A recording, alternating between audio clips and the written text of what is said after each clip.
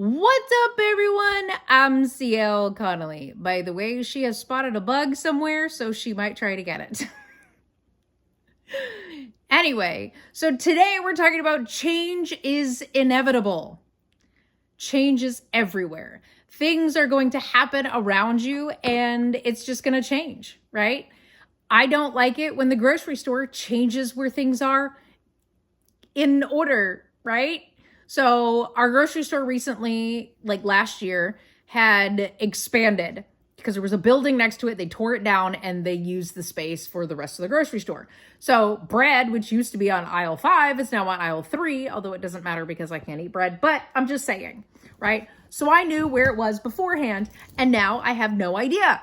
Of course, I don't go into the grocery store anymore because of her, so I'm not sure what it looks like anymore. By the way, this is for safety and to keep her from chewing on the walls. Nothing more. Just ignore it. Anyway, so everything around us changes regularly. You know, the way things are run, the state of society, things like that, right? So everything is going to change. Now, you have the choice of either changing with it or running against it. And the problem is that if you run against it, you're literally just going to be miserable. So if you change with society and understand what's going on around you, it helps you live easier, I guess you could say, right? So essentially, every time, especially in the United States, when a new president is elected, we basically, she's trying to get my nose ring, we basically have to change with whatever the new president has, come up with in policies and whatever the hell they're doing there in the White House, right? So we basically just have to go with the flow. It doesn't matter who is elected, whether it be a Democrat or Republican. Everyone has to basically just go with the flow of whatever's going on in the White House. There really isn't a whole lot we can do. You can just live your life and deal with it as it comes. Now, if it's something that's going to be a big change that is literally going to screw society, then yes, I believe that there should be peaceful protests. Peaceful protests. Nothing that is going to cause large amounts of discourse among society, right? So if you decide to go to the Capitol building or the White House or whatever, and basically sit on the lawn and, protest, fine, whatever. Blocking the streets, that's fucking stupid.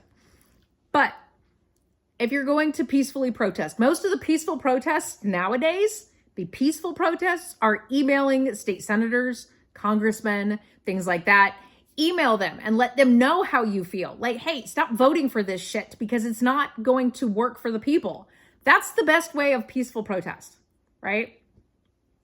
But that is not how society works out. People are usually just screaming at the top of their lungs, either on social media or in the streets, pissing other people off, right? Your protest does not invoke change if you're fucking with someone else's day, right?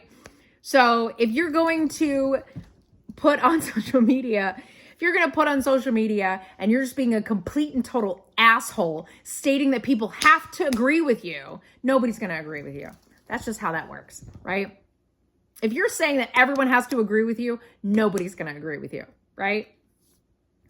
So if you're basically saying, hey, by the way, this is a real issue and we really need to think about how can we make this better, and actually getting people to think about it, then that might actually create change, right?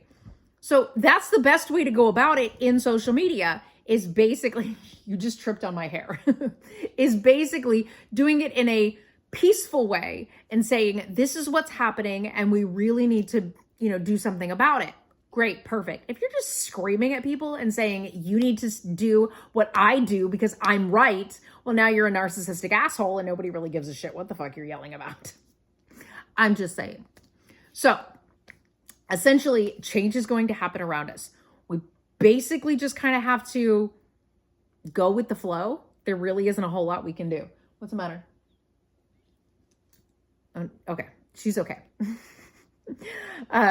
But basically, we have to just kind of go with what's going on around us. If something's going the wrong way, that's going to basically hurt society and the citizens of this country or whatever country it is, that's when we need to actually start going on and going, okay, so what can we do to actually change what's going on so that it actually helps the citizens rather than hurts the citizens, right?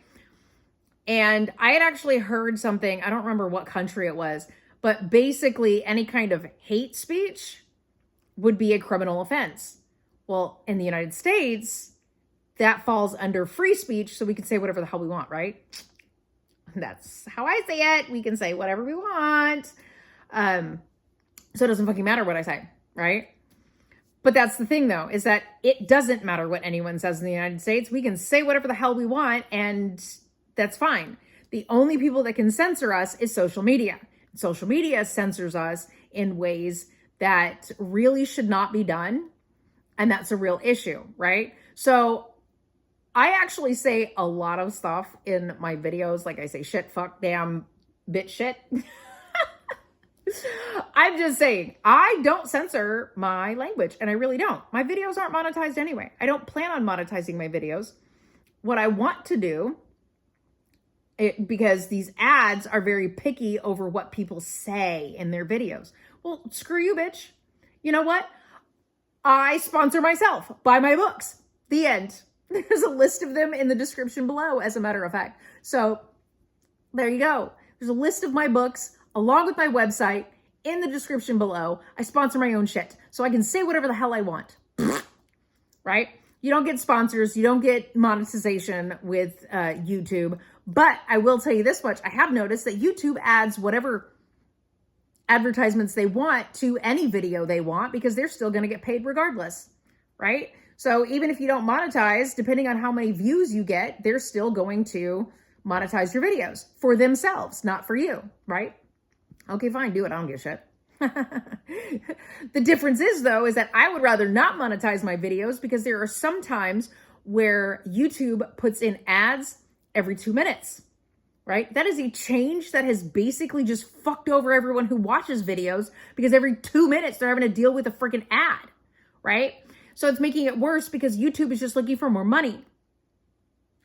So all the creators and stuff like that are having to deal with the fact that most of their viewers are getting pissed off that there's too many friggin' ads. So they have to go in and edit their videos to take out a lot of those ads once they, post it, because the ads are just screwing with everybody's viewing.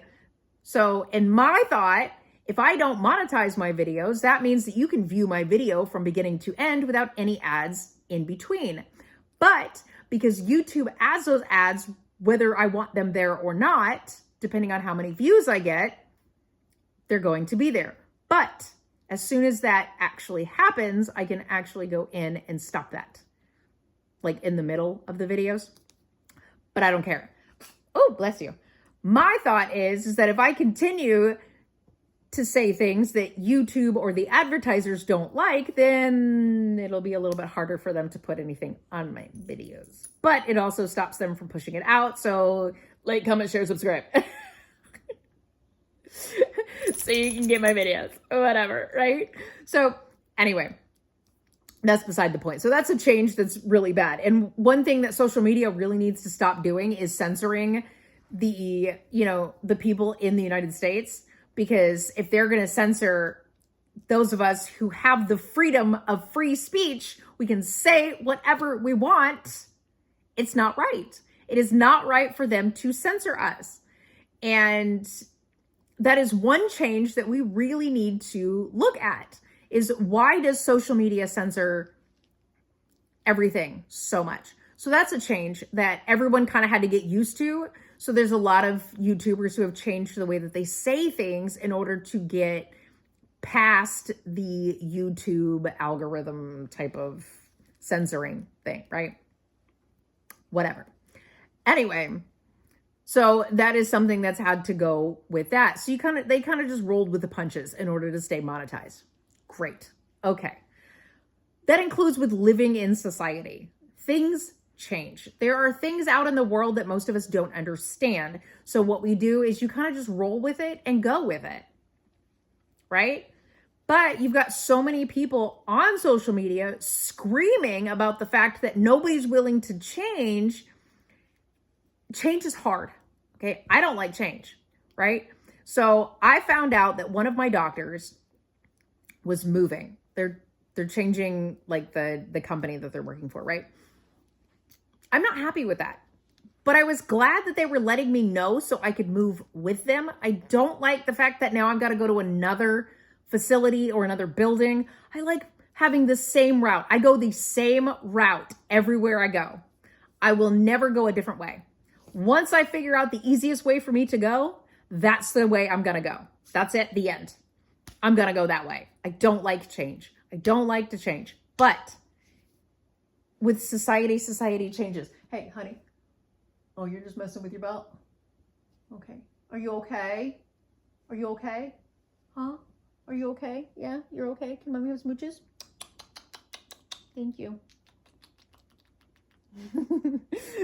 Anyway, I have this thing with her that I ask her if she's okay, and she gives me a little hug, whether it be around my neck, around my arm. If I ask her if she's okay or if something's wrong, then that's what she does. And I don't know where it came from. I don't know how it started, but you know what? I love it and it's okay. So anyway, when society changes, we have to change with it. We kind of have to go with the flow. When things happen, you kind of just have to go with it. Like if you have a job and you have to work, if the gas prices change, you kind of just have to get gas regardless. Like there's no way of getting around having to get gas because you have to go to work. It doesn't matter that they're too high. It's kind of a thing. But then you get kind of pissed off, like the cost of living has changed and it's kind of stupid. I will put it that way. But you kind of have to roll with it, right? Either you stay with your parents or you move out. Like there's no way of getting around it. So there are certain things that we have to change and we have to roll with. And there's really nothing you can do. Oh, you're just, okay. But change is inevitable. It's going to happen. There's nothing you can do about it. Just making sure she's not chewing on the wall or the door. But no, there she goes. Hey, come on. Don't chew on the door. Hey, don't chew on the door. Come on. Let me see your hand. Let me see your hand. Give me your hand. Give me your hand. Thank you. But you kind of have to roll with it. There's really nothing that you can do to change it. It's basically going to happen. And yelling and screaming at people who don't understand what's happening with something that someone made up and people don't get it, and screaming and yelling about the fact that nobody's willing to get it is basically not going to cause anyone to change. So essentially, the best way to do things is in a nice way. If you want people to change and you want people to understand what's actually going on, the best way to do it is in a calm, rational manner. It's like with customer service. If you want to be treated with respect in customer service, you have to treat customer service employees with respect. You'll get a lot more flies with honey than you will with shit. No, that's not true. I think it's bees. You'll attract more bees with honey. Something like that. I don't know. We watched a movie recently and that's exactly what she had said. Something about shit, or you attract things with shit. I don't remember what it was. It was a Melissa McCarthy movie. Anyway. Oh my goodness. So I think it was Tammy. Something about attracting things with shit or something. Like flies to shit. Anyway. She likes to chew on my fingers. Anyway, so that's my point. My point is that change is inevitable. You kind of have to roll with it. There is really nothing to get around. And if you really think about it, if you change what's in your heart and you really have compassion for other people, you will actually understand what is going on in the world, right? But if you don't want to change your heart and you really don't want to listen to reason and understand why change is actually happening, then it causes a lot of anger and hostility. And I think that that anger and hostility comes from a lot of the fact that most people don't like change. So like recently, okay, my dad is 74 years old. And he's been going to the same guy to do his hair, I think since like the 80s, maybe the 90s, something like that, right? So, hey, don't chew on the door. Come here, baby. Let me see your hand. Thank you. Good girl. So he's been going to the same guy for decades, right? Well, it's an older guy. And he passed away last year, I believe. So he had to find a new place to go get his hair cut. It took him a while to do that. Now, my dad has okay, so he was a Marine in the 70s. So he has the buzz cut, right? He's mostly balding because he's got like bald spot on the top and on the back and stuff like that. So the buzz cut doesn't really do him justice. Plus his hair is turning white because he is 74. But so anyway, so he likes the buzz cut. Well, it took him a while. So he started growing his hair back out where he used to do like the little comb over thing. I remember that when he worked in a factory and stuff like that. He used to have this little comb over thing. But anyway, so he went back to the buzz cut and that's fine. He can cut his hair however he wants. But he had to find someone who would actually do it the way that he liked because he's been going to the same guy like every other Wednesday. Every other Wednesday. He goes to the same guy to get a haircut for decades. Well, when that guy passed away, he had to find a new, a new barber to cut his hair. So anyway, he doesn't like change. It was something that was very difficult for him.